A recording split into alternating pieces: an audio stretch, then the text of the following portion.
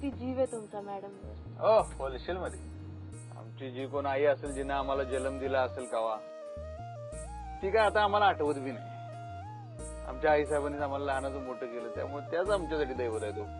म्हणजे जिनं जन्म दिला तिच्याविषयी बाबा आदर आहे, सगळं चांगलं आहे. पण म्हणजे आईचं स्थान जे म्हणतात का नाही मनामध्ये, ते आमच्या आई साहेबांचं आहे. आता विषय हार्ड आहे.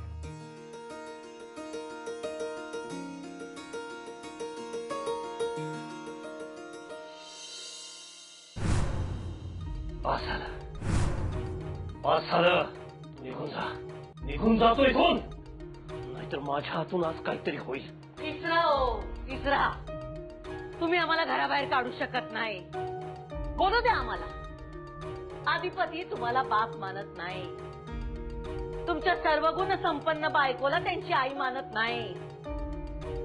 ते फक्त आम्हासनी आई मानतात. आमचं ऐकत्यात, कारण खरं प्रेम त्यासनी फक्त आमच्याकडनं मिळालंय. आधिपतींच्या आयुष्यात एकच नातं आहे, त्यांच्या आई साहेबांचं. एक गोष्ट विसरतेस तू.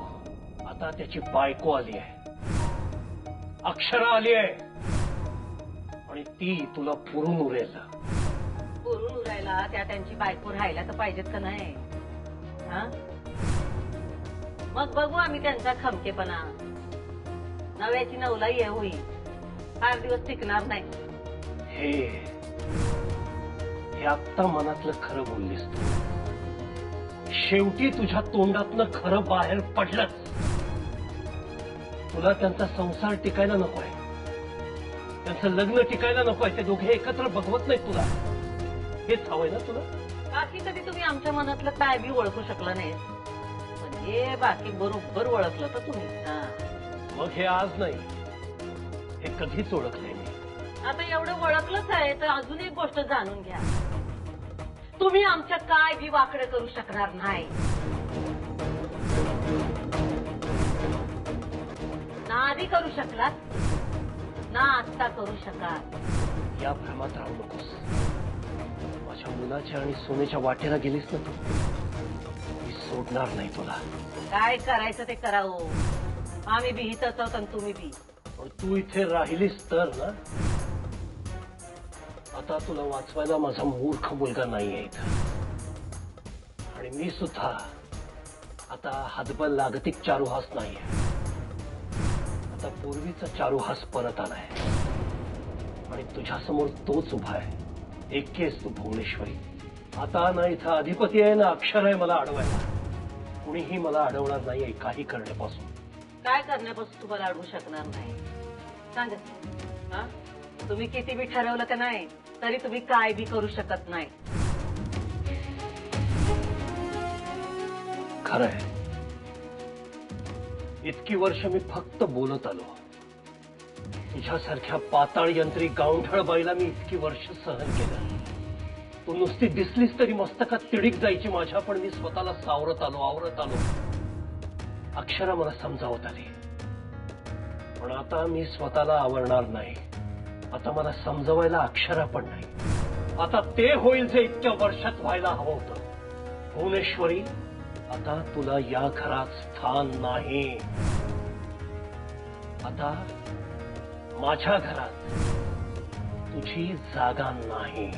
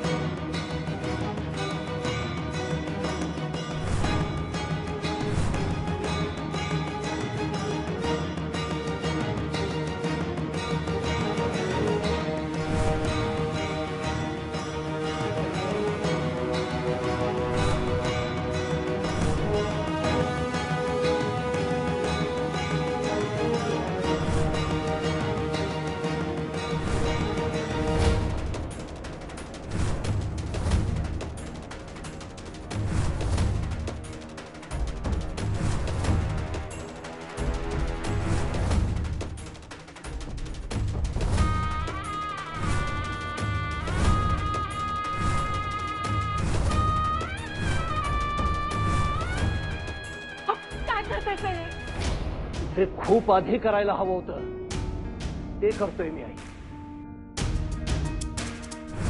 निघ इथून, निघ. आणि अजिबात तमाशा करायचा नाहीये. मुकाट्यानं चालती हो. शांता, शांता, हिची बॅग भर. हिचं सगळं सामान लगेच घेऊन ये. चाल. जे सांगितलं ते कर. चाल. ए, तू कोण आहेस ग मला विचारणारी? तू पण निघ. चल. आई बापा, ऐका की माझं, नका करू असं. आई, आज कुणी मध्ये येणार नाहीये आणि कुणी मला अडवणार नाहीये. आज ही बाई या घराच्या बाहेर जाणार म्हणजे जाणार. आपण काय झालं काय? असं अचानक काय करत असता तुम्ही? अचानक नाही आई, अचानक नाही. तुम्ही सगळं बघत आलाय आजपर्यंत. ही बाई काय वागले तुम्ही बघितलंय. हे कधी ना कधी होणार होतच आहे. जे आज होत आहे खरं तर खूप आधी करायला हवं होतं. हे उशीर झालाय, पण आज नाही. आज हिला मी बाहेर काढणार. शांता,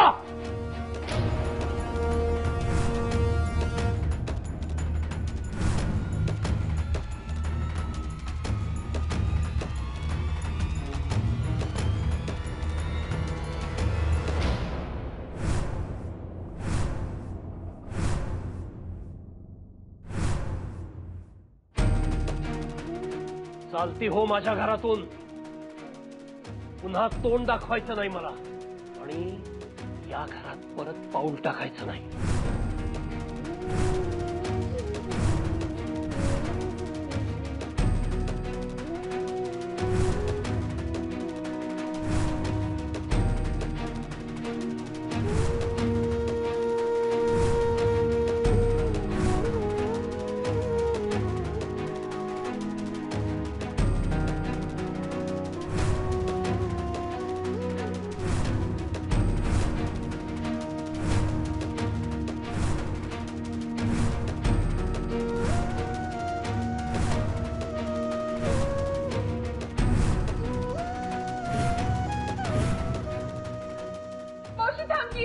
नको ना जाऊ. जाऊ बापू, ऐका की, नका करू असं. होय नका जाऊ. सांग की, थांब. नाही आई, नाही थांबणार आम्ही. जाणार हे घर सोडून. आमच्या लेखाची, अधिपतींची शपथ घेऊन सांगतो आम्ही तुम्हाला मोठे मालक. आज हाताला धरून घराबाहेर काढलायचा तुम्ही आम्हाला. लई मोठी चूक केल्या तुम्ही. नाही तुम्हाला एक दिवस गुडघ्यावर आणलं तरी नावाची भुवनेश्वरी नाही.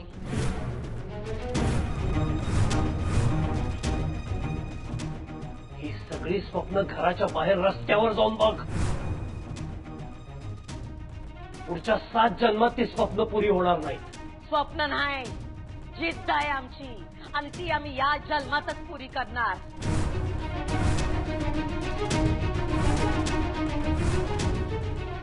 चारुआ सूर्यवंशी, ही भुवनेश्वरी एक दिवस तुम्हाला गुडघ्यावर आणणार. शब्द आहे आमचा.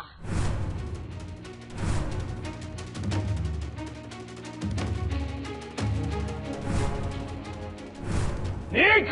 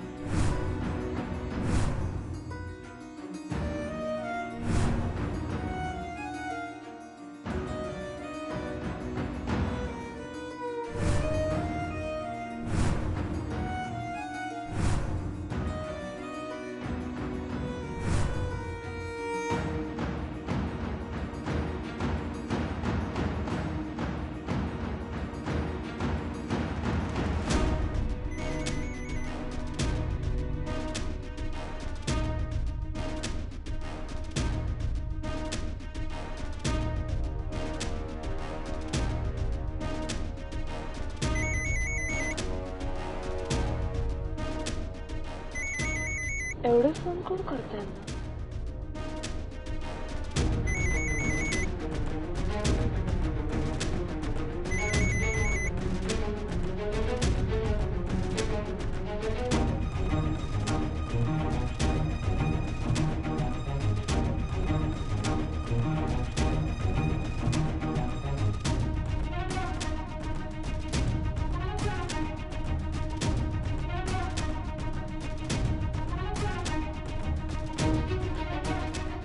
मॅडमचे मिस्ड कॉल.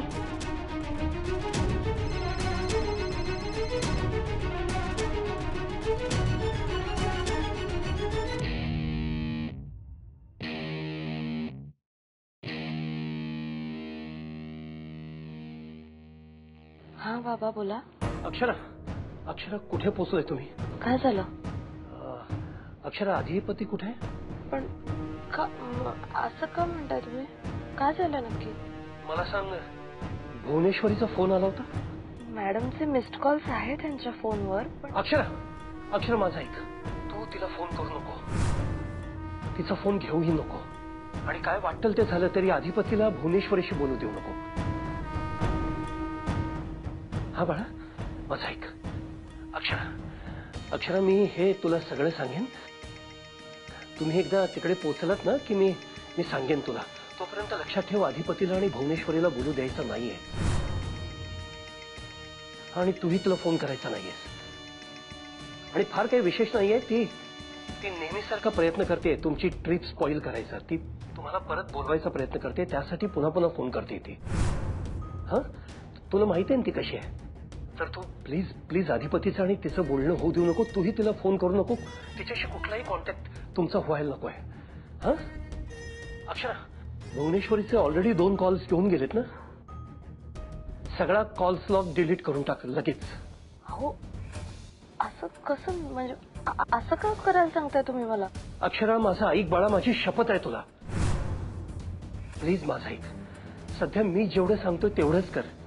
एकदा तुम्ही पोहोचलात ना तिकडे की मी तुला सगळं एक्सप्लेन करेन. आता सध्या तुम्ही एअरपोर्टवरती पोहोचा आणि डेस्टिनेशनला लवकरात लवकर जा. आणि तोपर्यंत अधिपतीचा आणि भुवनेश्वरीचा कॉन्टॅक्ट व्हायला नकोय. माझ्यासाठी एवढं कर बाळा. करशील ना? नीट जा बाळा. वाटल्यास तुम्ही तिथे पोहोचेपर्यंत कुणालाच कॉन्टॅक्ट करू नकोस, मलाही नको. ओके.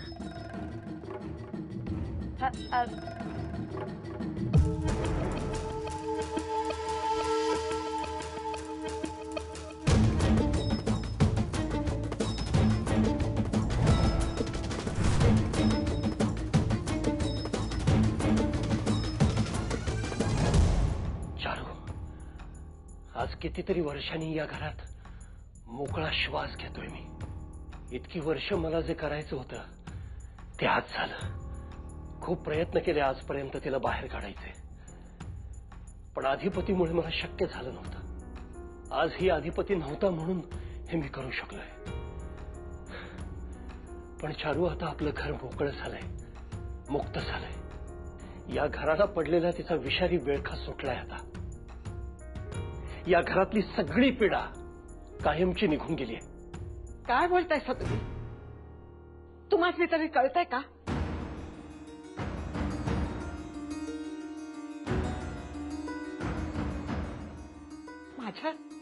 माझ्या लेकीला पीडा म्हणतायसा?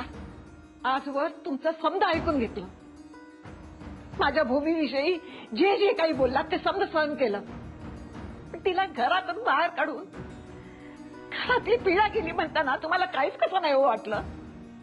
तुमच्या दोघातली जी काही भांडणं असतील ना ती असतील, पण त्या नादात तुम्ही हे बी विसरलात. तुमच्या पोराला तिनं स्वतःच्या पोरावाने सांभाळलं, आणि हे बी तुम्हीच सांगितलं म्हणून. तुमच्या शब्दाखातर एका परक्याच्या पोराला तिनं स्वतःच्या काळजाचा तुकडा समजून सांभाळलं. लई लई जीव लावला तिनं अधिपतीला. लई लई माया केली तिनं अधिपतीवर. आई, तिने अधिपतीवर माया नाही केली, या घरातल्या मायेवर माया केली. तिला सत्ता आणि संपत्ती हवी होती. नाही नाही, हो किती आणि काय पुरावे द्यायचे तुम्हाला? इतरांशी ती कशी बी वागली असत, पण अधिपतीशी कधी बी खोटपणाने वागली नाही. हो काय पुरावे द्यायचे? आधिपतीवरच्या तिच्या खऱ्या प्रेमाचे, तिच्या खऱ्या मायेचे लय जीव लावला होती ना, लय जीव लावला. मी स्वतः बघितले तिनं आधिपतीला कसं सांभाळलं ते. माझ्या डोळ्यासमोर लहानाचा मोठा झाला आधिपती. तुम्ही बी बघितलंय, तुम्हाला बी माहित आहे. पण तुम्ही डोळे झाक करताय सा. तुम्हाला तिच्यातलं चांगलं काय बघायचं नाहीये, फक्त वाईटच बघायचं आहे. तुम्ही आई आहात तिच्या, तुम्हाला तिच्यातले वाईट गुण दिसणार नाहीत, आणि दिसले तरी तुम्ही डोळे झाक कराल. तुम्हाला माझा राग येणं स्वाभाविक आहे. मी त्याबद्दल तुम्हाला दोष नाही देणार आहे. तुम्ही मला काही बोलू शकता, तुमचा हक्क आहे तो. माझ्यापेक्षा वयाने मोठ्या आहात, आणि त्याही पेक्षा आजपर्यंत आईच्या मायेनं तुम्ही खूप काही केले माझ्यासाठी. पण आई, एकदा शांतपणे विचार करा. तुम्ही विचारी आहात, भल्या बुऱ्याची जाण आहे तुम्हाला. एकदा स्वतःच्या मनाशी विचार करा आणि मला सांगा, भुवनेश्वरी चुकीची होती का नव्हती? जे आज मी केलं आई, ते चुकीचं होतं की बरोबर होतं? एकदा सांगा. आणि आई, मी जे काही केलंय ना, मला त्याचा पश्चाताप नाही होत. कसा पश्चाताप होत नाही हो तुम्हाला? आज होणार नाही, पण उद्याचं काय? आज नाही, उद्या नाही, मला आयुष्यात कधीही पश्चाताप होणार नाही या घटनेचा. आई, तुम्ही तिची आई आहात हे नातं क्षणभर विसरा. विसरा तुमची मुलगी आहे ती, आणि मग विचार करा, या घरात तिनं काय काय केलं नाही आई. किती कारस्थानं केली. तिची अधिपतीवर माया आहे म्हणताय ना, मग तिनं अधिपतीला शिकू का दिलं नाही आई? तिची काही मतं असतील शिक्षणाबद्दल, काही विचार असतील, ते बाजूला ठेवून अधिपतीचं शिक्षण का नाही होऊ दिलं? का शिक्षण तोडलं त्याचं? आणि मला इतकी वर्ष कसली कसली औषधं घालून इथं खितपत पाडलं तिनं मला. आणि आई, तुम्ही म्हणताय माझं चुकलं? तिचा त्यो हेकेकोरपणा असल, तिनं अधिपतीला शिकू नाही दिलं. पण तिचा त्यात वाईट हेतू नव्हता. तिनं हे समजा काय मुद्दामून केलं नाही की अधिपतीला नाही शिकू द्यायचं म्हणून. पण तिला खरंच वाटत होतं शिक्षण महत्वाचं नाही, अक्कल महत्वाची आहे. त्या पायी तिने तसं केलं असेल तर दोष कुणाला द्यायचा? उगाच तुमचा लेख चाना सुरता झाला नाही, आणि राहता राहिला प्रश्न तुमच्या आजारपणाचा. मला नाही वाटत तिनं असं मुद्दाम काय केलं असेल, तुम्हाला औषधं दिली असतील. अहो, माझी भूमी असं नाहीच करू शकत. आई, तुमचा माझ्यावर विश्वास नाही? बस बस, मला आता काय बी ऐकायचं नाहीये. ज्या लेकीनं मला या घरात आणलं, तीच जर का या घरात राहणार नसेल तर मला बी या घरात राहायचं नाही आहे. काय अधिकार आहे मला या घरात राहायचा?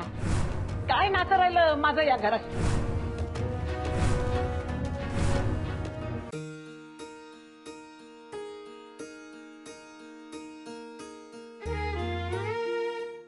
कुठं आलो का आपण? काय झालं? आपण फ्लाईटनी जाणार आहोत ना. मला वाटलं पोचलो काय. भीती हो, भीती सारखी दागदूग. आलो का काय मारे? आलं काय? भीती कसली? हीच परदेशात जाऊन तिथं आपलं जमल का नाही. परदेशवारी तर कवा बी करू शकलो असतो, तेवढा पैसा होताच की हाताशी काय. पण भीती आपली, त्यांची भाषा आपल्याला जमल का, आपली भाषा त्यासनी कळेल का, आहे का नाही. एकदम फडफडफड इंग्रजी चालू केलं त्यांनी तर आपण आपलं येड्यागत त्यांच्याकडे बघत राहणार असे आपले. त्यामुळे परदेशात जायचा कवा विचार बी शिवला नाही मनाला. असं वाटणं स्वाभाविक आहे. पण आता काही टेन्शन नाही बरं काय. तुम्ही आहे आमच्या संग, फाड फाड फाड इंग्रजी बोलणार तुम्ही. पण आता तुम्ही शिकलाय की. आता येते, पण अजून तेवढा आत्मविश्वास नाही. पण आता तुम्ही आहे म्हणल्यावर काय, तो आत्मविश्वास आहे. आणि तुम्ही आम्हाला कुठं सोडणार नाही एकट्याला, असा विश्वास बी आहे. आधी फक्त आपण बरं आणि आपला गाव बरा एवढा विचार करायचो. आणि आता आपण दोघे बरे आणि आपला स्वप्नांचा गाव बरा असा विचार करता. वा वा, मस्तर बाई, सुचायला लागलं बरं काय. फॉरेनला जायचं म्हणल्यावर सुचायला लागलंय तुम्हाला. तुम्ही आहे म्हणल्यावर आता एन्जॉय करणार. Happy happy. बसून बसून अंग अवघडले. चहा मारूया काय जरा? मारूया म्हणजे पिऊया काय चहा पुढे? चालते की. जमले. दादा गाडी जरा साईडला घ्या बरं काय. चहाची टपरी बघून एखादी.